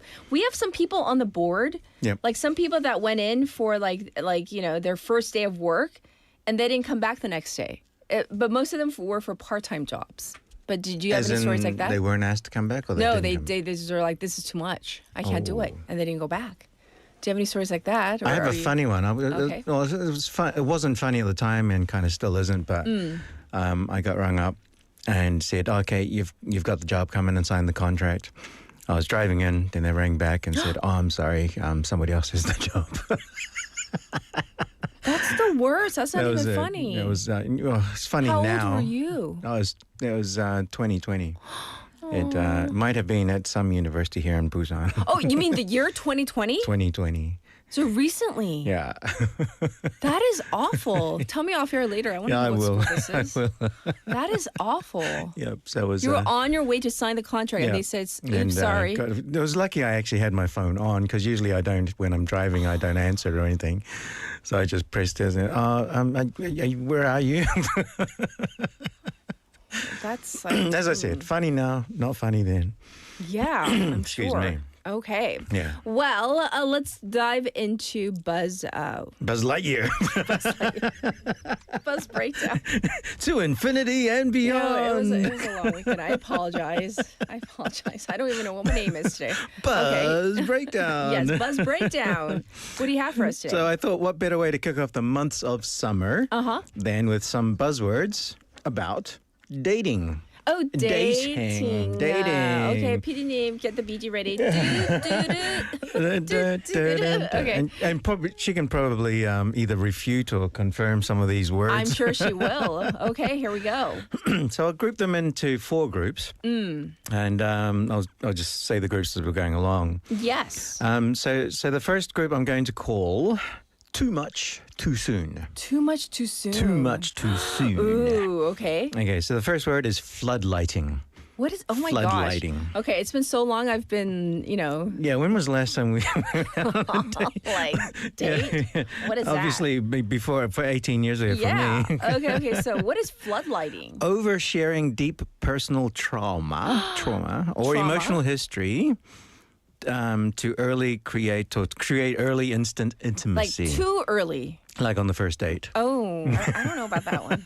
So, for example, it was only the first date, and suddenly he's telling me every detail of his divorce. Oh, that's such a that's a no. No, not about the divorce. I No. mean, be open about it. Yeah, it's but I'm just just saying too much the too soon. details of it on the first date. Yes. No, Yeah. the first date is usually a get to know you kind of. Yeah. What's your favorite food? What's your favorite? Like what movie? Who are you? What do Yeah. you like? But Yeah. not every nitty detail of your no, last my relationship. mother died from cancer last year. No. Okay. Okay, that is called floodlighting. Too much too soon. Okay. What Floodlighting. else? Next one, microwaving. What is this? What is microwaving? It's a relationship that heats up very fast. Ooh.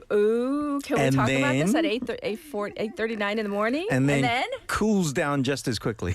I love it. Microwaving. So one source also used the term microwave dater. For? Dater, for someone who flirts intensely. Ooh, flirting. And then I pulls miss that. back, and then which makes you feel silly, thinking it meant something. Oh, so they're like a serial flirter. Serial flirter, and just looking at this, I've had a lot of those in not in the past few years. Why are in my you history. bubbling over your words, Vasana? Definitely not in the last 18 years. Okay, but For example, we serial- texted each other almost every moment for 2 weeks, and then nothing. radio silence. Radio silence. I don't like that. Yeah, it's too much too soon. I don't know. That's kind of leading you on. Yes, that's the term. That's like the old term. Yeah, the old term. Microwaving. Leading Okay. you on. Next one, love bombing. What is lip balming? What is this? Similar to floodlighting, but it's kind of positive, I guess, in a way. Romance turned up too high, too soon. Hot and heavy. Hot and heavy. Quickly. So when someone uses overwhelming affection to speed up intimacy Oh, I don't know about that. Oh. before trust has had time to grow. Uh-huh. Yeah, so like, I would like to spend more time with you. That's fine. Mm-hmm. But the love bomber would say, you are my world after just 1 week. And if you slow things down, you'll be hurting me. That's also gaslighting, don't you think? No. Like, yes and if no. you slow things down, you're hurting me. Yeah, definitely. Like gaslighting is kind of like when you then say, no, I didn't say that. I don't know. Red flag. Definitely She's red like- flag. She's gonna, We got a big X over Big there. X. We need some signs, the Yeah. signage, the OX. Big fat X on that one. Okay, number 2. So next. that's too much too soon. Okay. The next one, disappearing acts. So Oh, we've here done we this, I think did this a couple of weeks ago. Did we? When we were talking about drinking and then you just disappear. Oh, okay, So, okay. So I took out those words Yes. that we know, but I left 2 in which we haven't covered. Number 1 is submarining. A summary. Submarining. I think we have this word in Korean, right? Yeah, I think in we every use this language. word in Korean. Uh-huh.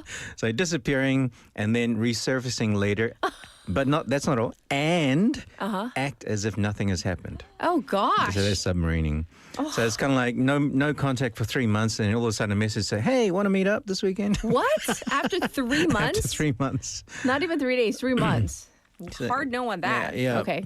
Yeah, we got the X over there. Yeah, X. Okay, what's the next one? Paper clipping. What is this? So this is Kitty, from do the. you know all these new words? This is from the micro. You remember Microsoft used to have the paperclip on the.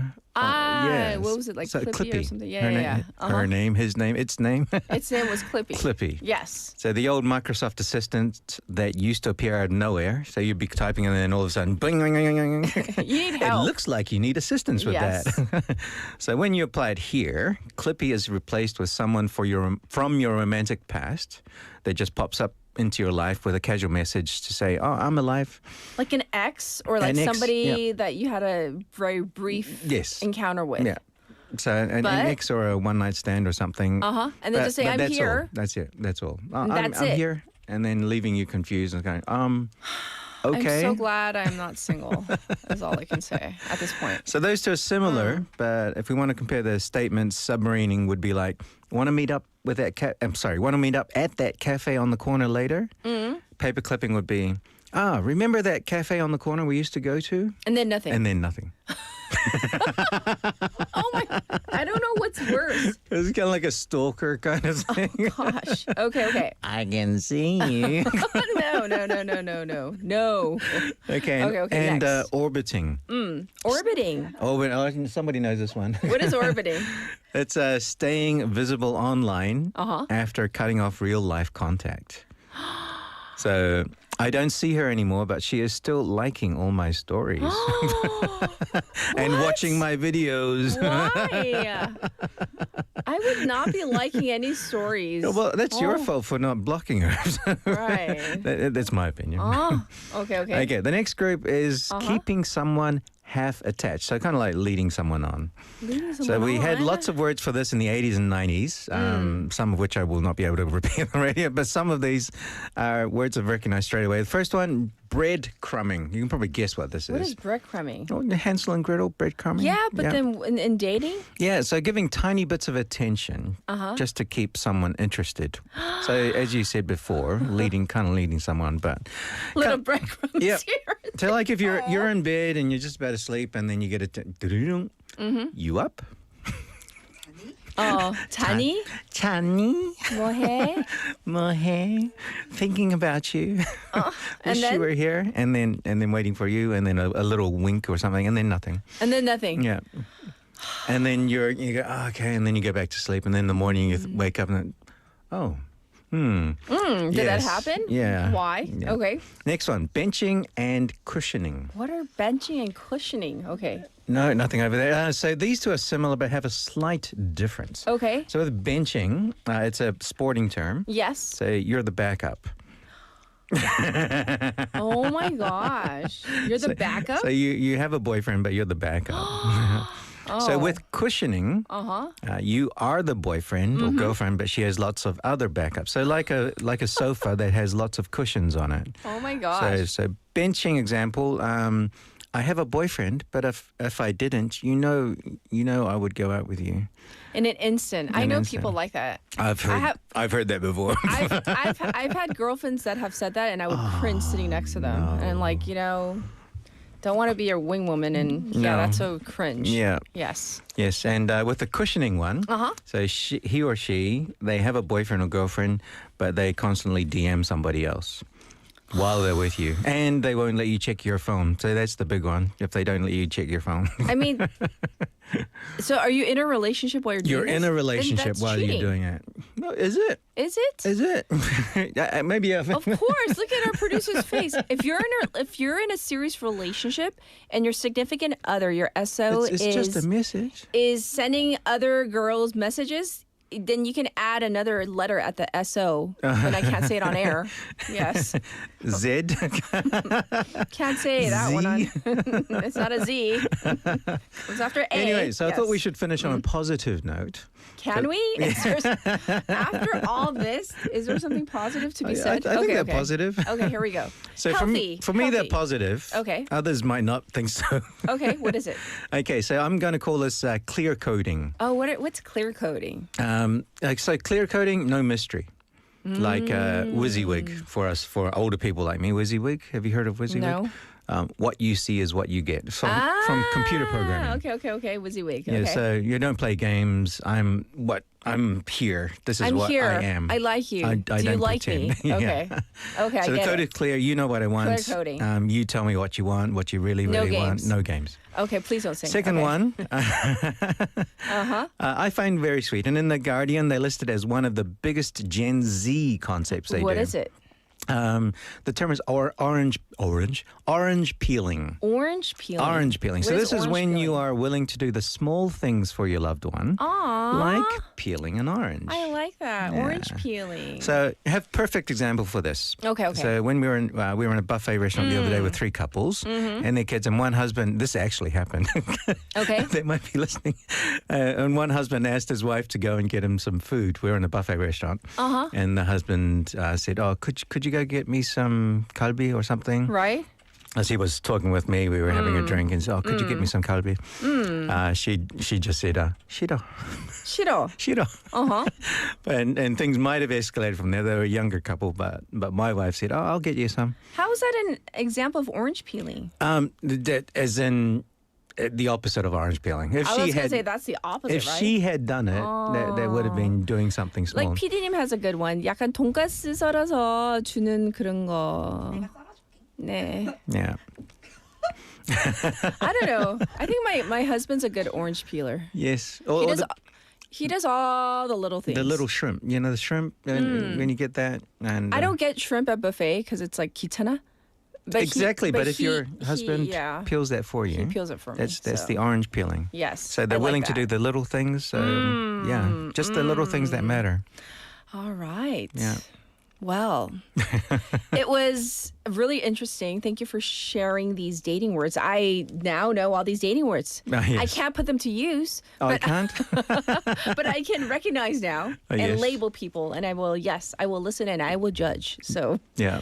well, thank you. Happy anniversary. And did you do anything? Do you have anything else you want to say? Oh, no. Well, we usually go out and get chocolate cake and Yes. go out and do all these. Uh-huh. But my son's changed. It's all based on my son because we've had him for the last 10 years. Yes, so the that's last true. 10 anniversaries have been based on what he wants for dinner. So we usually go out and get some lamb or some beef. But yesterday he didn't want meat. Oh. So we went and had tacos. Okay. So he was happy with that. All right. Well, we're going to call it a wrap for today. So thank you. And we will definitely check in with you next week. Thank you, Masana. Thank you. All right. It is time to wrap up our morning. But not before we let everybody know it is Haley's birthday. Yay! We didn't forget. We knew. Oh my God. Yes. So, Haley, happy birthday. Woohoo! So this is Dive by Olivia Dean because this is what Haley likes. Enjoy. It's Haley Day. Bye.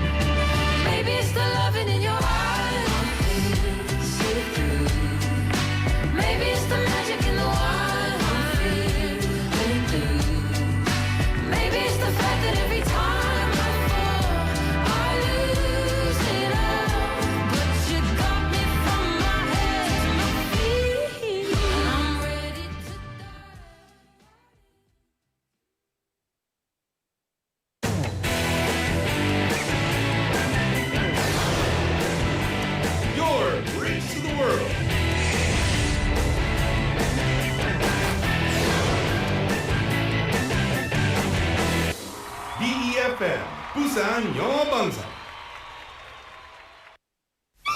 English with 부산 아지매. 우리 소상공인 사장님들 매장에 방문한 외국인 손님 때문에 당황한 적 있으시죠? 그래가 듣고 바로 써먹는 영어 한마디 알려줄라 합니다. 배울 준비 됐지? 부산 아지매와 배워보는 영어 시간. 오이소 보이소 사이소 영어 하이소. Wow, this is really the countryside. Oh, the air is amazing. I can't remember the last time I breathed air like this. Let's see. Where should I park? Oh, someone's coming. 아이고 인자 왔는겨. 차가 많이 밀리는가 봐. 어서 있어. 웰컴. It's nice to meet you. I'm Daniel, your son's friend. Thank you so much for inviting me. 온다 해가 내가 아까부터 기다렸다 인겨. 자, 요 주차부터 하입시다. 뒤로 핸들 돌려 턴. Wow, parking here is an